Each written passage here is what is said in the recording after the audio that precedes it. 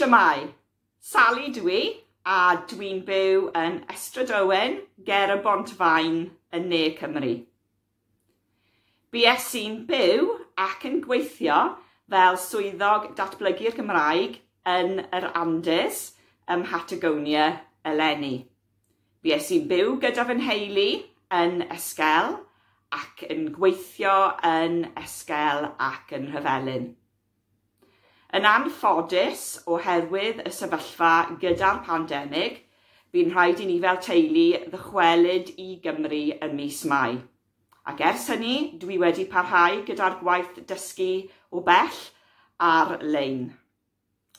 Ym mis Ionawr, bydda i'n dychwelyd i fy hen swyddi gyda mudiad meithrin a bydda i'n dechrau gweithio unwaith eto fel prif swyddog cynllun iaith croesi'r bont.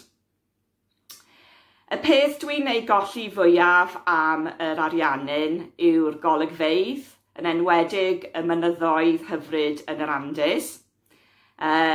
Dwi hefyd yn gweld eisiau'r bobl yn fawr iawn. Mae'r bobl yn hyfryd ac maen nhw mor gyfeillgar. Dwi wedi gwneud llawer o ffrindiau da a dwi'n siŵr bydda i'n cadw mewn cysylltiad gyda phawb a dwi'n edrych ymlaen yn fawr iawn at eich gweld chi unwaith bydd y pandemig yma yn dod i ben.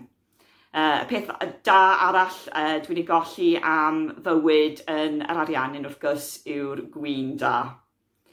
Felly, hoffwn ni ddymuno Nadolig llawen a blwyddyn newydd dda i chi i gyd.